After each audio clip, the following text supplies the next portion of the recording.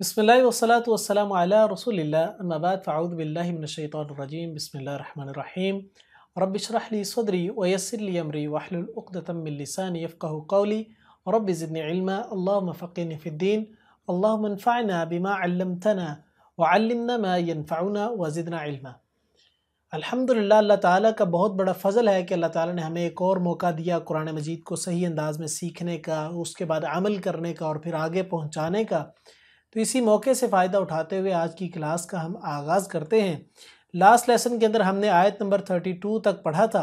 आज इंशाल्लाह हम आयत नंबर 33 का आगाज़ करते हैं। बिस्मिल्लाह।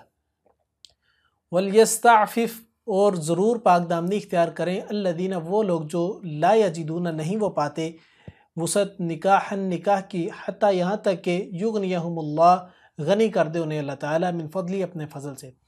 अल्लाह ताला ने बयान फरमाया कि इससे पिछली आयत में कि मोमिन मर्द और मोमिन औरतों का निकाह कर दो अगर वो निकाह की इस्तिताअत नहीं रखते, यानी फ़कीरी की कंडीशन के अंदर है, यानी अभी उनके पास माल नहीं है निकाह करने की, निकाह करने के लिए जो माल रिक्वायर्ड होता है, जो पैसे रिक्वायर्ड होते हैं, वो अभी नहीं है, यानी फाइनेंशियली ऐसे बहुत ज़्यादा वीक हैं, तो उनका निकाह करो, अल्लाह गनी कर देगा। अल्लाह ने यह असूल बयान किया ना। लेकिन इस आयत के अंदर कहा कि वो लोग जो निकाह की इस्तिताअत नहीं रखते, यानी निकाह किसी रीज़न की वजह से नहीं हो पा रहा, यानी कि रिश्ता नहीं मिल रहा या हालात साजगार नहीं हो रहे, अभी घर वाले नहीं मान रहे, इस तरह की कोई कंडीशन हो रही है, तो उस कंडीशन के अंदर मोमिन मर्द और मोमिन औरतों से कहा वलयस्ताफिफ, चाहिए कि अपने आप को पाक दामन रखें, यानी गुनाहों की लज्जतों के अंदर नहीं जाते रहना, गुनाहों के अंदर नहीं बढ़ते जाना, अपने आप को ज़ाया नहीं करते जाना, गुनाहों के अंदर बढ़ बढ़ के एक दूसरे को, मतलब जिना की तरफ नहीं जाना, अपनी शहवत को अपने कंट्रोल के अंदर रखना है, अपनी शहवत को अपने कंट्रोल में रखना है, जिना की तरफ नहीं जाना, अपने मास्टरबेशन की तरफ नहीं जाना, पोर्न एडिक्शन की तरफ नहीं जाना, ये तमाम के तमाम कामों की तरफ तुमने नहीं जाना। वलियस्ताफिफ, पाक दामन रहने तुमने। इससे मुराद ये भी कि हर वक्त बैठ के यही बातें ना करते रहा करो, मेरा निकाह करवा दे, मेरा निकाह करवा दे, यार मेरा गुजारा नहीं होता, मेरे से बर्दाश्त नहीं होता, मेरे से कंट्रोल नहीं होता, इस तरह की बातें हर बंदे के सामने ना करते रहे। ये बसब्री का मुजाहिरा करना, ये भी इस कैटेगरी के अंदर शुमार हो सकता है। लिहाजा सब्र का मुजाहिरा करें और पाक दामन रहें, गुनाहों से बचते रहें। और फिर फरमाया कि अल्लाह ताला इनको अपने फजल से गनी कर देगा इंशाअल्लाह। ये अल्लाह ताला से दुआ करें, अल्लाह गनी कर देगा, अल्लाह ताला हालात को साजगार कर देगा। अगर पेरेंट्स नहीं मान रहे तो पेरेंट्स भी मानना शुरू कर देंगे, और अगर जो उनसे है वो रिश्ता नहीं मिल रहा तो इंशाअल्लाह रिश्ते भी अच्छे मिलना शुरू हो जाएंगे। आगे बयान फरमाया वल्लदीना, और वो लोग जो यब्तगूना चाहते हैं अलकिताबा, मकातबत यानी आज़ादी की तहरीर, मिम्मा, उसमें से जिनके मलकत मालिक हुए ईमानुकुम, दाएँ हाथ तुम्हारे, फ़कातिबूहुम, तो मुकातबत कर लो उनसे, इन अगर आलिम तुम जानो तुम फ़ीहिम, इनमें खैरन, कोई भलाई। आज़ाद मोमिन मर्द और आज़ाद मोमिना औरतों को तो निकाह करने की तरगीब दी कि निकाह करो और निकाह इनके करवा दो, यानी जो बच्चे अभी आप नौजवान हो रहे हैं, माँ बाप से कहा इनके निकाह करवा दो, ठीक है। और जो गुलाम हैं या लोंडियाँ हैं उनको भी कहा निकाह करवा दो इनके, लेकिन उनके निकाह ना होने के पीछे मेजर दो रीज़न्स हो सकती हैं। एक ये कि उनके पास पैसे नहीं है अभी निकाह करने के, दूसरी रीज़न ये कि अभी मालिक की इजाज़त नहीं है, यानी जिस मालिक की सरपरस्ती के अंदर वो गुलाम है उस मालिक की अभी इजाज़त नहीं है, तो इसलिए वो निकाह नहीं कर रहा या निकाह नहीं कर रही वो लोंडी। तो उनकी इजाज़त का मिलना, ये शरीयत के अंदर हुक्म है कि ग़ुलाम कभी भी अपने मालिक की इजाज़त के बगैर निकाह नहीं कर सकता, और लोंडी कभी भी अपनी मालिक की इजाज़त के बगैर निकाह नहीं कर सकती। तो जो ग़ुलाम और लोंडी का कॉन्सेप्ट है वो यही है कि वो निकाह दो रीज़न्स की वजह से नहीं कर रहे होते, तो वो अगर इन रीज़न्स को रिजॉल्व आउट करना चाहें और वो चाहें कि वो आज़ाद हो जाएँ, और वो आपके पास एक कॉन्ट्रैक्ट लेके आते हैं कि भाई आप अपने मालिक के पास कि मैं आपको 5 लाख रुपया दूंगा, इस तारीख तक दे दूंगा, तो आपने मुझे आज़ाद कर देना। अगर कोई इस तरह कॉन्ट्रैक्ट लेके आए आज़ादी की तहरीर का लेके, तो ठीक है, तुम उनसे कॉन्ट्रैक्ट कबूल करो, उनको आज़ाद कर दो। तो फिर फरमाया कि इन आलिम तुम फ़ी इन खैरा, अगर तुम उनमें खैर जानो, यानी कि 5 लाख रुपये अगर इकट्ठा करना है तो 5 लाख इकट्ठा करने के लिए उसको बाहर मेहनत करनी पड़ेगी, टाइम लगाना पड़ेगा, जो कि टाइम वो बाहर लगाएगा उसको लगाना तो अपने मालिक के पास चाहिए था। चूँकि वो पैसे इकट्ठे करने के लिए बाहर जा रहा है, इसलिए मालिक की वो जो टाइम है वो मारा जा रहा है दरमियान में, इसलिए मालिक से कहा तुम चेक कर लो, अगर तो तुम समझते हो ना कि वाकई ये आज़ादी के लिए चाहता है जाके माल कमाए, तो इसको जाने दो, और अगर ये काम चोरी की वजह से, सिर्फ टाइम ज़ाया करने की वजह से ये चाह रहा है यहाँ से बाहर निकले, कामों को छोड़ने की वजह से, कामों से भागने की वजह से, तो फिर इसको तुमने आज़ादी की तहरीर के ऊपर कॉन्ट्रैक्ट तुमने नहीं करना। फिर आगे बयान फरमाया कि वह आतुम, और दो उन्हें मिमाल माल से, अल्लाह ताला के, अल्लज़ी वो जो आताकुम उसने दिया तुम्हें। यानी कि जब कॉन्ट्रैक्ट कर लें तो फिर उसके ऊपर कुछ ना कुछ तुम खैर का मामला कर दो। मिसाल तौर पर 5 लाख का कॉन्ट्रैक्ट हुआ है तो उस पर अगर उनने 4 इकट्ठा कर दिया है, 4 लाख इकट्ठा कर लिया, तुमको यार 1 लाख मेरी तरफ से अल्लाह ताला ने मुझे माल दिए, गनी किया है, तो मैं तुम्हें 1 लाख तुम्हें छोड़ता हूँ, तो तुम जो उनसे ना आज़ाद हो जाओ। तो इस तरीके का मामला कर दो। फिर फरमाया वला, और ना तुकरिहू, तुम मजबूर करो, फ़तयातिकुम, अपनी बांदियों को, अलल बिगाई, बदकारी पर, इन अगर अरद ना वो चाहें, तहस्सुनन, पाकदामनी, लितब्तगू, ताकि तुम तलाश करो, अरदल हयात दुनिया, दुनिया की ज़िंदगी का सामान। मशहूर ये था ज़माने जाहलियत के अंदर के लोग, जिनकी लोगों की कमाइयों के ज़राए में से एक ज़रिया, सोर्स ऑफ इनकम ये भी था कि उनके पास ज़्यादा ग़ुलाम और ज़्यादा लोंडियाँ होती थी। वो क्या करते थे, इन ग़ुलामों और लोंडियों से कहते थे जाओ जाके बाहर लोगों के साथ ज़िना करो और ज़िना के बस पैसे लो। मिसाल के तौर पे एक मरतबा ज़िना करने के 5,000 रुपये ले रहे हो तो 5,000 ला के तुमने मुझे देना है, मैं तुम्हें उसमें से कुछ हिस्सा दे दूंगा, लेकिन 5,000 मेरा होगा, क्योंकि वो लोंडी किसकी है, वो मालिक की। तो वो कमाई जो करके लाएगी वो मालिक को ला के देगी। तो लोग क्या करते थे, अपने ग़ुलाम और अपनी लोंडियों से बदकारी करके, बदकारी करवा के, तो उसके इवज़ माल कमाया करते थे, जो कि शरीयत के अंदर हराम करार दिया गया। और फिर फरमाया कि अपने ग़ुलामों को, अपनी लोंडियों को इन कामों के ऊपर ना उभारो, बदकारी की तरफ ना लेके जाओ, सिर्फ इस मकसद के लिए कि तुमने अब ज़ाती माल कमाना है, तुम दुनिया की ज़िंदगी का सामान चाहते हो, इस मकसद के लिए उनको बदकारी की तरफ ना लेके जाओ, उनको बुरी आदतें ना डालो मुआशरे के अंदर। फिर फरमाया वमन युक्रिहुन्ना, और जो कोई मजबूर करेगा उन्हें, फ़इन्नल्लाह मिन बादी, तो बेशक अल्लाह ताला बाद इकराहिहिन्ना, उनको मजबूर करने के, गफूर रहीम, बहुत बख्शने वाला, रहम करने वाला है।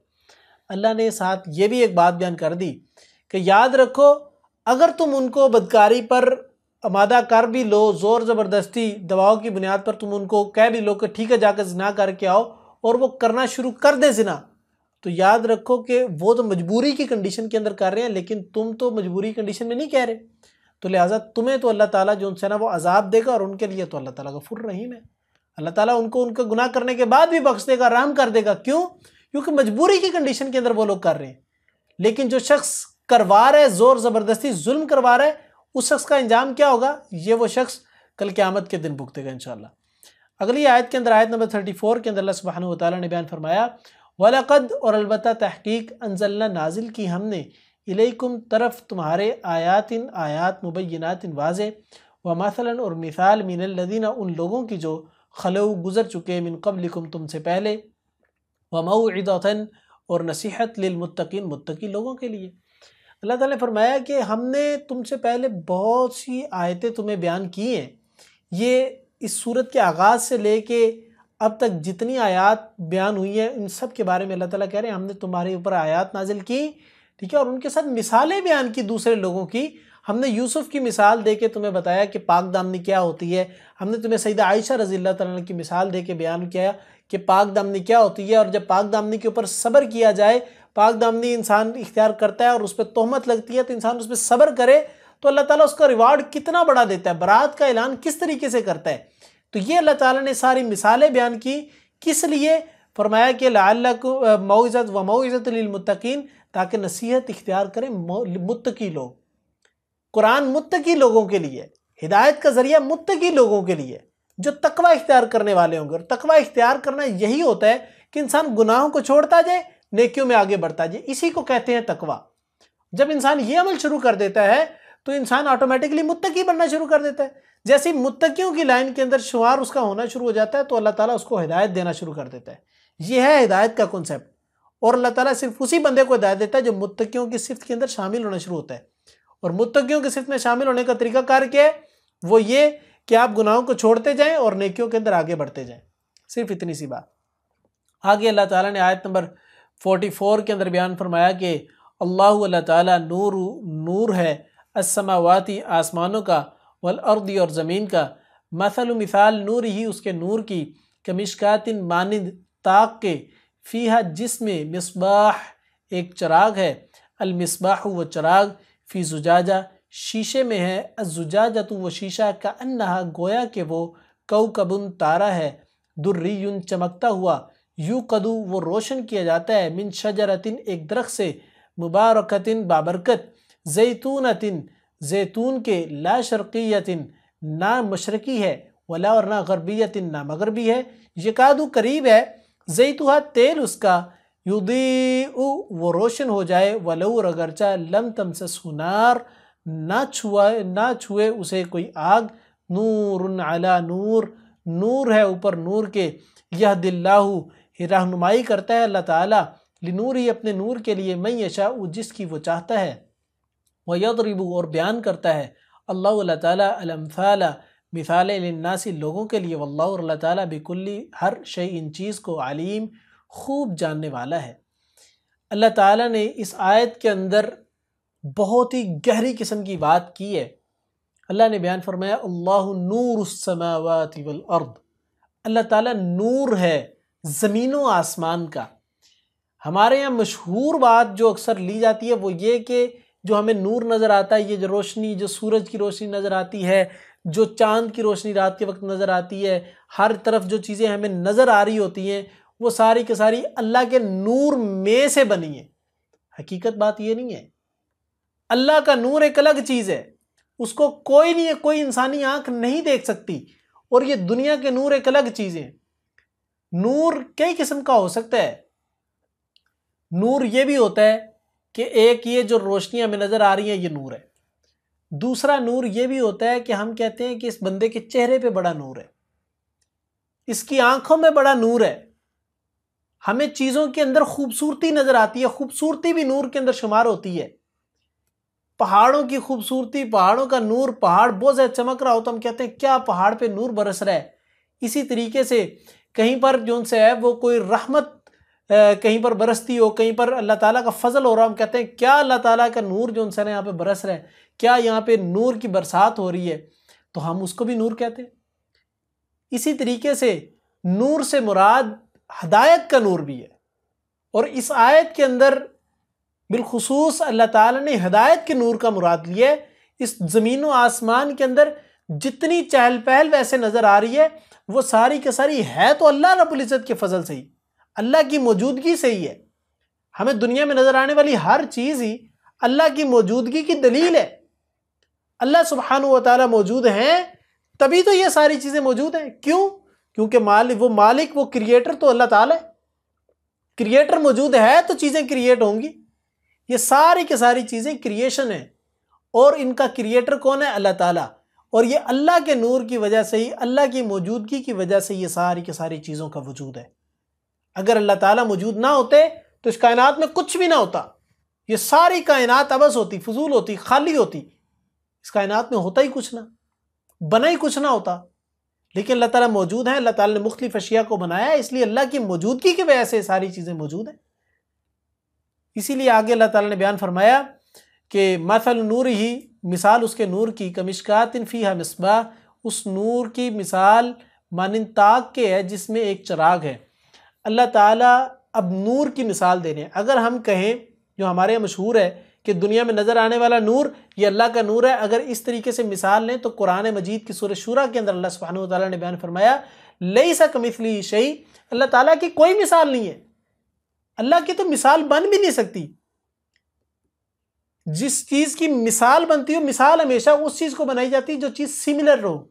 अल्लाह की तो सिमिलैरिटीज़ हो ही नहीं सकती भाई, अल्लाह के सिमिलर कोई चीज़ आ ही नहीं सकती, अल्लाह की तमसील में कोई चीज़ आ ही नहीं सकती, अल्लाह की एग्जाम्पल में कोई चीज़ आ ही नहीं सकती। तो यही तो असल बात है। लेकिन अल्लाह ताला ने यहाँ बयान किया मसल नूरी कमिश्कातिन फीहा मिस्बाह, यहाँ पर जो अल्लाह ताला नूर की मिसाल दे रहे हैं इससे मुराद हिदायत का नूर है। अल्लाह ने फरमाया हिदायत के नूर से मुराद क्या है? फरमाया कि नूर ये एक ताक के अंदर है। ताक कहते हैं एक दीवार के अंदर कर्व सा बना के अलमारी जब बनाई जाती तो उसको कहते हैं ताक। दीवार के अंदर जब उसको कार्विंग करके, यानी उसको खुदाई करके दीवार के अंदर, और फिर जब उसके अंदर कोई अलमारी वगैरह बनाई जाती है उसको ताक कहते हैं। इससे मुराद आप ये भी ले सकते हैं आज के दौर में जो फोकस्ड लाइट्स होती हैं, स्टूडियो लाइट्स होती हैं, या आप जब शॉपिंग के लिए जाते हैं वहाँ पे कुछ लाइट्स होती हैं जो कि प्रोडक्ट्स के ऊपर डायरेक्ट जो उनसे ना वो लाइट डाल रही होती है, उनको कहते हैं फोकस लाइट। वो जो लाइट का वो जो पीछे पूरा खोल है उसको कहते हैं ताक, जिसके अंदर लाइट लगी हुई है, यानी वो कवर जोन से है उसको ताक कहते हैं। तो ये अल्लाह ताला ने बयान फरमाया कि इसकी मिसाल ऐसे कि एक ताक है, फीहा मिसबाह, जिसमें एक चिराग है, अल मिसबाह फी जुजाजा, वो चिराग जोन से है वो एक शीशे के फानूस के अंदर है, शीशे के बॉक्स के अंदर है। शीशे के बॉक्स के अंदर जब भी कोई चीज़ आती है ना तो उसके अंदर जब लाइट चलती है तो शीशा हर तरफ से चमकता है, और शीशे के अंदर लाइट रिफ्लेक्ट होती होती बहुत ज़्यादा लाइट बन जाती है, बहुत ज़्यादा लाइट फैल जाती है। फिर आगे बयान फरमाया अज़ुजाजतु कअन्नहा कौकबुन दुर्रियुन, कि वो शीशा गोया कि वो मोतियों की तरह चमक रहा है। यानी पहले फोकस्ड लाइट है, यानी फोकस्ड पार्ट है जिसके अंदर लाइट होगी तो बहुत ज़्यादा फोकस हो जाएगी, उसके अंदर पड़ा हुआ एक चिराग है, और फिर चिराग जो है वो शीशे के कवर के अंदर है, यानी एक फानूस के अंदर है, जिसके अंदर जब चिराग जले तो और भी ज़्यादा रोशन हो जाए। और फिर जो फानूस है वो भी इतना खूबसूरत और इतना वो रोशन होने वाला है कि इस तरीके जिस तरह वो मोती चमकते हैं उस तरीके से चमक रहा है, यानी नूर पे नूर, नूर पे नूर आ रहा है। और फिर आगे बयान फरमाया कि अल मिसबाह फी जुजाजा, वो चिराग शीशे के अंदर है, और वो शीशा गोया के एक चमकता हुआ रोशन किया गया है। यूक़दु मिन शजरतिन मुबारका, वो जो रोशन किया जाता है एक दरख्त से बाबरकत, ज़ैतूनतिन ला शर्क़िय्यतिन वला ग़रबिय्या, जैतून के ना शर्की है ना गरबी, यानी कि उस चिराग के अंदर जो फ्यूल है वो फ्यूल भी कोई आम फ्यूल नहीं है, वो जैतून का फ्यूल है, यानी जैतून का ऑयल है।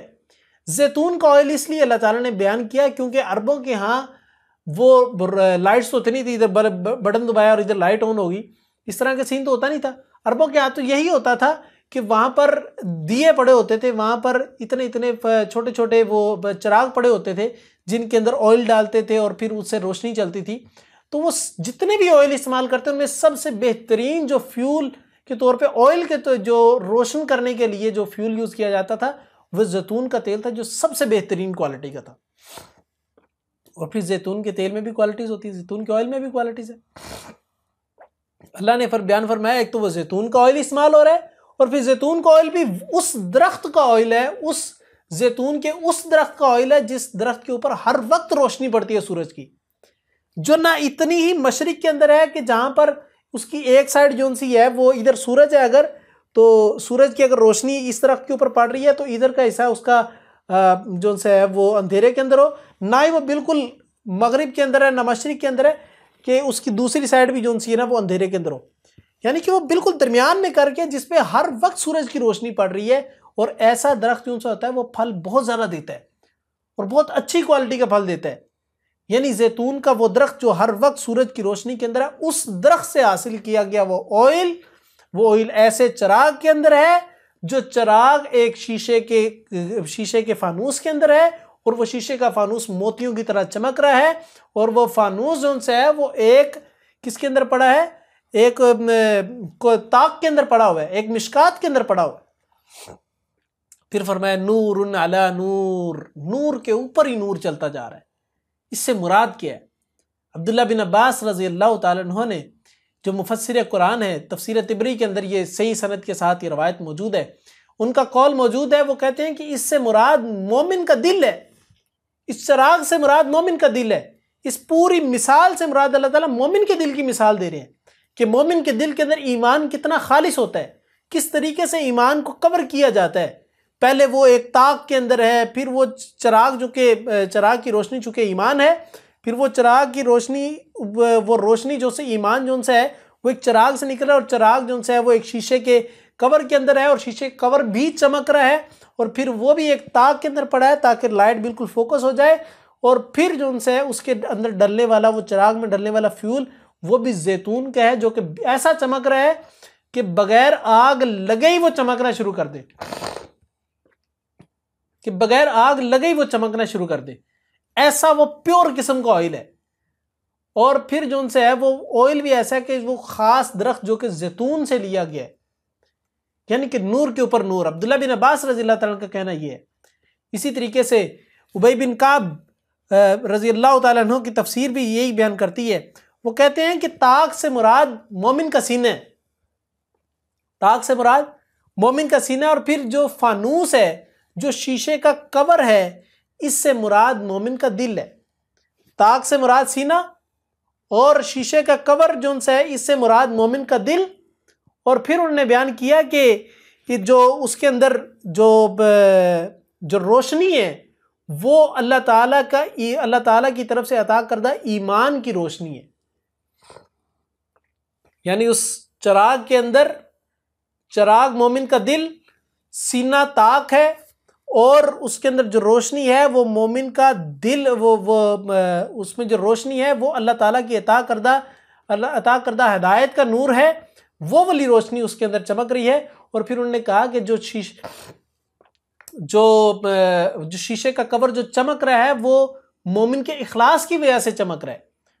और फिर उन्होंने आगे बढ़ के कहा, उबई बिन काब रज़ी अल्लाह तआला ने, वो बयान करते हैं कि जो ऑयल जो है, जो इतना प्योर किस्म का ऑयल, अल्लाह ताला ने एग्जाम्पल के तौर पे बयान किया कि वो ऑयल इतना प्योर है कि उसको इस तरीके से इस तरह फील होता है कि अभी उसमें आग लगाएंगे नहीं, पहले ही वो चमकना शुरू हो जाएगा, इतना प्योर किस्म का ऑयल है। तो उन्होंने फरमाया कि इससे मुराद अल्लाह ताला की हुदूद व क़ुयूद का ख्याल रखने वाला मोमिन, कि यानी वो मोमिन अल्लाह ताला की बाउंड्रीज का भी ख्याल रखता है। अल्लाह ने कहा ला तक़रबू ज़िना, ज़िना के करीब नहीं जाना, वो ज़िना के करीब नहीं जा रहा। ये हुदूद व क़ुयूद के अंदर रहने वाला मोमिन, ये उस ऑयल की मानिंद है जो कि चमक रहा है, और उसका ईमान जो हिदायत का नूर है वो इस तरीके से चमक दमक रहा है जिस तरीके से अल्लाह ने इस मिसाल के अंदर बयान किया कि नूर के ऊपर नूर, नूर के ऊपर नूर। यानी हर लिहाज से मोमिन का ईमान कितना प्योरीफाई हो जाता है, कितना सिक्योर करके अल्लाह ताला ने रखा है। और फिर इस ईमान को कोई फितना भी नहीं छू सकता। कोई आजमाइश अगर आ भी जाए तो ईमान कभी डगमगाता नहीं है, और अगर बिलफर्ज डगमगा भी जाए तो अल्लाह ताला इसको पकड़ लेता है, अल्लाह ताला इसको मजबूती देता है, अल्लाह ताला इसको तकवीयत देता है, अल्लाह ताला इसको साबित कदमी देता है। यह है मोमिन के दिल की मिसाल। इस नूर से मुराद हिदायत का नूर है जो अल्लाह ताला की तरफ से अता करता है। क्यों? क्योंकि इसकी एक दलील यह भी है, इससे पिछली आयत के अंदर अल्लाह ताला बयान करें कि ये आयत हमने नाजिल की और ये वाज़ेह आयत हैं और ये मिसालों के साथ हमने कई चीज़ों को बयान किया। इससे मुराद यानी कि इस नूर से मुराद भी हिदायत का नूर है, क्योंकि पीछे अल्लाह ताला हिदायत की बात चला रहे हैं। आयत के अंदर से आयत के नुज़ूल और उनकी हिदायत की बात कर रहे हैं, और यहाँ पर अल्लाह ताला नूर की मिसाल बयान कर रहे हैं। इसी तरीके से आगे चलें तो अल्लाह ताला ने बयान फरमाया नूरुन अला नूर, ये नूर के ऊपर ही नूर है। फिर फरमाया कि यहदिल्लाहु लिनूरिही मन यशा, रहनुमाई करता है अल्लाह अपने नूर के ज़रिए से जिससे वो चाहता है। यानी अल्लाह अपने नूर के ज़रिए से लोगों की रहनुमाई करता है, उन लोगों की जिनको वो चाहता है। इस नूर से मुराद हिदायत का नूर है। अल्लाह हिदायत का नूर जिसको देना चाहता है उसको देता है। हर किसी को हिदायत का नूर नहीं मिलता, सिर्फ उस बंदे को मिलता है जिस बंदे के अंदर हिदायत की तलब हो, जो बंदा हिदायत चाहता हो।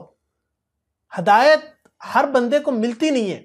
ये मेरे हाथ, ये मेरा चेहरा, ये मेरी आंखें, ये मेरा नाक, ये मेरा मुंह, ये मेरी दाढ़ी, ये मेरे बाल, ये सारी की सारी चीज़ें गॉड गिफ्टेड है। मैंने नहीं मांगी थी कि अल्लाह मुझे अता कर, लेकिन अल्लाह ताला ने खुद ही अता कर दी। लेकिन जो हिदायत का नूर है ये गॉड गिफ्टेड कभी भी नहीं होता, ये मांगने पे मिलता है। मैं सवाल करूंगा या अल्लाह मुझे हिदायत अता फरमा दे। हर नमाज के अंदर सूरह फातिहा के अंदर दुआ करते इहदिनस सिरातल मुस्तकीम। इतनी अल्लाह की तारीफ़ें बयान करने के बाद अल्हम्दुलिल्लाह रब्बिल आलमीन अर्रहमानिर रहीम मालिक यौमिद्दीन इय्याका नअबुदु व इय्याका नस्तईन, यहाँ तक सारी तारीफ़ें बयान करने के बाद कहते हैं इहदिनस सिरातल मुस्तकीम, अल्लाह हमें सीधे रास्ते पे चला।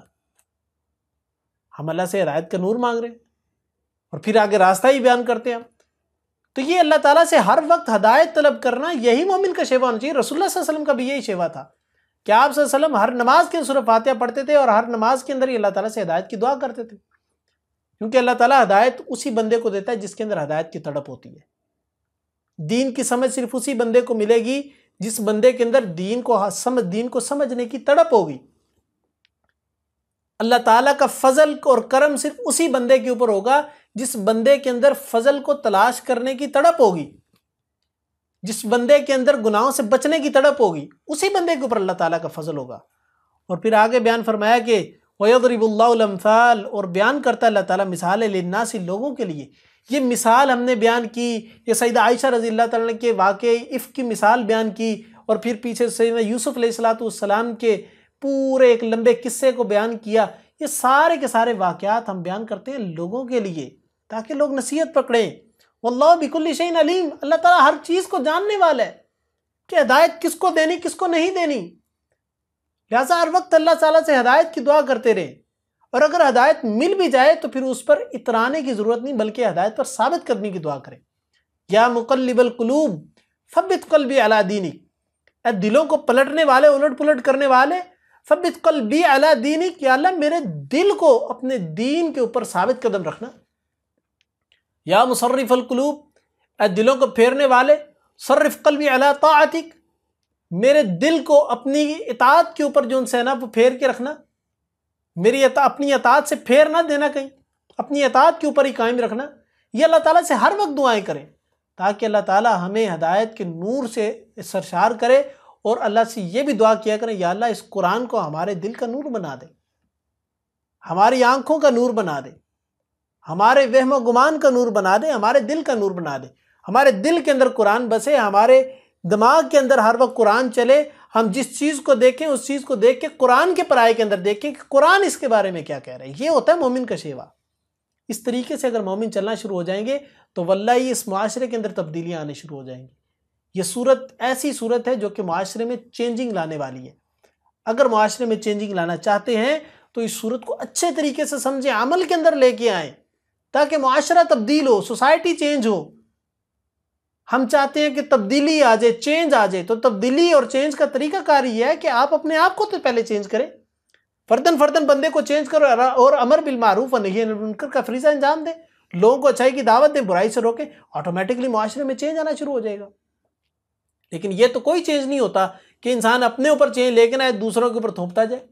लिमा तक़ूलूना मा ला तफ़अलून, जो तुम कह रहे हो खुद क्यों नहीं कर रहे, पहले खुद भी तो करो, फिर साथ में लोगों को भी कहो।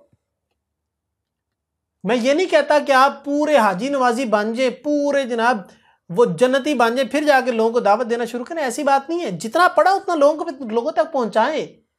बल्लिगु अन्नी वलो आया, एक आयत सीखी आगे पहुंचा दो, एक अच्छी बात सीखी आगे पहुंचा दो, खुद भी अमल करो और साथ में आगे पहुंचा दो। जो बातें सीखते जा रहे हो अपने अमल के अंदर लेते और आगे पहुंचाते जो, यही असल में दीन का फरीज है। तो यही वो चीज़ थी जो आज के लेसन में हमने सीखनी थी। अल्लाह ताला से दुआ करता हूँ कि अल्लाह ताला हम सबको इन बातों के ऊपर अमल करने की तौफीक अता फरमाए। मैंने इस पूरे लेसन के अंदर जो कुछ भी बयान किया उसमें जो सही बयान हुआ सिर्फ़ और सिर्फ अल्लाह रब्बुल इज़्ज़त की तौफीक के सबब से था, और जो कोई गलती कोताही हुई है वो मेरे तालिब इल्म होने की पुख्ता दलील थी। व आखिरु दावाना अनिल हम्दुलिल्लाहि रब्बिल आलमीन। अस्सलामु अलैकुम व रहमतुल्लाहि व बरकातहू।